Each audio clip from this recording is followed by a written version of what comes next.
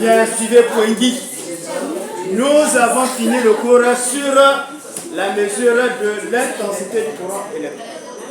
Comment on note l'intensité du courant électrique? Par quelle lettre on note l'intensité du courant électrique? Par la lettre I. C'est bien. Quelle est l'unité de mesure de l'intensité du courant électrique? Quelle est l'unité de mesure de l'intensité du courant électrique là-bas? C'est l'ampère. Et l'appareil de mesure de l'intensité du courant électrique, c'est l'ampéromètre. Comment se branche l'ampéromètre dans un circuit électrique Chicaya? Oui. Comment se branche l'ampéromètre dans un circuit électrique? En dérivation? En série. L'ampéromètre se branche en série. Bien. Mesure de l'intensité dans un circuit en série. Comment est l'intensité dans un circuit en série? Comment est l'intensité du courant dans un circuit en série? Si nous avons un circuit en série, comment est l'intensité du courant électrique? Oui. L'intensité du courant électrique est identique, est la même en tout point du circuit. Et dans un circuit en dérivation, comment est l'intensité du courant électrique? Oui. L'intensité sur la branche principale est égale à quoi ici? La branche principale est égale à voilà, est égale à la somme des intensités sur les branches en dérivation. Et c'est ce que nous avons appelé la loi d'additivité. Nous avons fini le cours sur l'intensité du courant électrique. Là-bas, on a fini le cours sur l'intensité du courant électrique. Et aujourd'hui, nous allons voir la mesure de la tension électrique. Mesure de la tension électrique. Bien, nous avons dit que la tension électrique règne entre deux points d'un circuit électrique comportant une chaîne de conducteurs. C'est-à-dire la tension électrique est appelée aussi la différence de potentiel ou différence de niveau entre deux points A et B d'un circuit électrique. L'unité, la tension se note d'abord par la lettre U. Là-bas, suivez. La tension se note par la lettre U. Unité de mesure. L'unité de mesure de la tension électrique est le volt. Et le volt se note par la lettre V. On l'abrège, ça dit l'unité de mesure c'est le volt. Donc, on l'abrège par la lettre V. Les autres unités sont, nous avons le kilovolt. 1 kilovolt égale à 10 exposant 3 volts. Le mégavolt, 1 mégavolt égale à 10 exposant 6 volts. Vous allez sortir là-bas. Le millivolt, 1 millivolt égale à 10 exposant moins 3 volts. Voilà ce qui est essentiel. On ne doit pas bourrer le cours. On vous donne l'essentiel. L'appareil de mesure. L'appareil de mesure de la tension électrique est le voltmètre. Le symbole du voltmètre est, voilà, ici, vous pouvez enlever ça, c'est-à-dire par la lettre V. Vous voyez l'ampèremètre, on remplace V par A, et quand on voit la résistance, on va remplacer le V là par R. Voilà, par un autre symbole. Branchement, dans un circuit électrique, le voltmètre se branche en dérivation. Et là-bas a dit que dans un branchement en dérivation, les appareils sont branchés sur plusieurs circuits. Voici le tout premier circuit. Et là, nous avons le deuxième circuit. Là-bas, vous ne suivez pas les explications. Mesure la tension dans un circuit en série. Voici ici, nous avons représenté un circuit en série. Pourquoi circuit série? Parce que les deux lampes sont branchées sur le même circuit, sur le même fil. Lorsque le courant quitte, on fait ça. Et donc nous avons un circuit en série. Et la conséquence c'est que s'il y a une lampe qui est endommagée, cette lampe ne peut plus fonctionner. Oh. Je place un voltmètre au bord. dans la première lampe, c'est-à-dire entre A et B, je place un voltmètre pour mesurer uniquement la tension aux bornes de L1.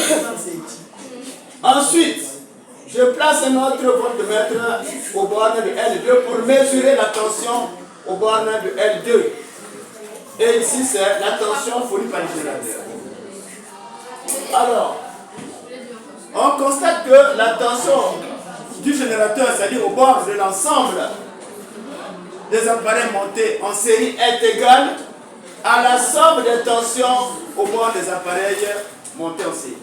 Donc, ici, U égale U1 plus I2. Et c'est ce que nous avons appelé la loi de l'additivité des tensions. Mesure la tension dans un circuit en dérivation. Voilà, ici nous avons schématisé un circuit en dérivation. Ici nous avons la première lampe et là nous avons la deuxième lampe.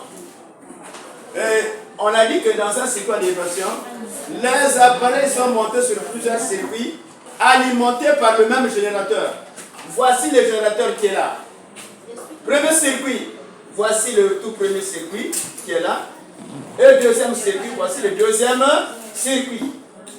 Ces lampes fonctionnent indépendamment l'une de l'autre. Cette lampe peut tomber en panne et le courant fait ça pour alimenter cette lampe. De même, celle-ci peut tomber en panne et le courant fait ça pour alimenter cette lampe. Ici, c'est la branche principale. Qu'est-ce que la branche principale? C'est la branche où se trouve le générateur. C'est la branche qui, c'est-à-dire où est branché le générateur, c'est ce qu'on appelle la branche principale. Et les autres, ce sont des branches en dérivation. Ça, nous avons une branche en dérivation. Là aussi, nous avons une branche en dérivation. Et là, nous avons un nœud. Un nœud, c'est une jonction d'au moins 3 conducteurs. Voici le premier conducteur, voici le deuxième conducteur, voici le troisième conducteur. Donc ça c'est un nœud. Lorsque le courant arrive, le courant qui est fourni ici plutôt, la tension maintenant. Lorsqu'on mesure la tension ici, U1, on mesure la tension ici, U2, et on mesure la tension au bord du générateur, on constate que les tensions sont les mêmes. D'où on dit que dans un circuit en dérivation, la tension est la même aux bornes des appareils branchés en dérivation. Question. Comment sont, suivez, à quoi est égale la tension aux bornes des lampes dans votre maison, c'est-à-dire dans vos maisons, oui. Comment est la tension? D'abord, comment sont montées les lampes dans une maison? Dans votre maison, comment sont montées les lampes? C'est en dérivation ou encore en série? C'est en dérivation. N'est-ce pas? Suivez. Lorsque vous prenez, à moins qu'il y ait problème, mais quand vous prenez votre voltmètre, vous mesurez les tensions aux bornes, c'est-à-dire de la prise de courant, vous allez trouver que la tension est toujours égale à 220 volts, 220 volts, 220 volts, ainsi de suite. C'est la tension du secteur. Donc 220 volts, 220 volts. D'où on dit que la tension est la même aux bornes des appareils branchés en dérivation. Mais lorsque vous regardez, parfois il y a une lampe qui est endommagée. Mais s'il y a une lampe qui est endommagée dans une maison, les autres peuvent continuer à fonctionner. Hein. S'il n'y a pas court-circuit, s'il n'y a pas de problème, les autres peuvent fonctionner. Maintenant, s'il y a problème, c'est que le disjoncteur va déclencher pour que tout soit éteint, tous les appareils ne fonctionnent pas. Mais si c'est une lampe qui est dévissée ou encore endommagée, qui ne s'allume pas, alors les autres peuvent continuer à fonctionner. La preuve est même là. On a même une preuve ici.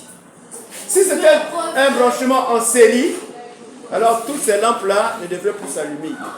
Mais celle-là est éteinte, il y a des problèmes, et vous voyez que les autres continuent à fonctionner. Donc, conclusion, ici, les lampes sont branchées dans votre salle de classe, les lampes sont branchées en dérivation. Voilà. Je le répète toujours, que ce que nous faisons là, non, là, si vous faites ça, lorsque vous appuyez sur l'interrupteur, c'est pour couper tout simplement le courant, isoler, c'est-à-dire que vous coupez le courant pour que les appareils fonctionnent bien. Alors, donc, c'est pour dire que, ce que nous sommes en train de faire, il y a les élèves plus intelligents, je vois ça, qui arrivent à la maison, ils mettent leurs ordinateurs en marche ou encore les Android. Et ils suivent ce que nous faisons.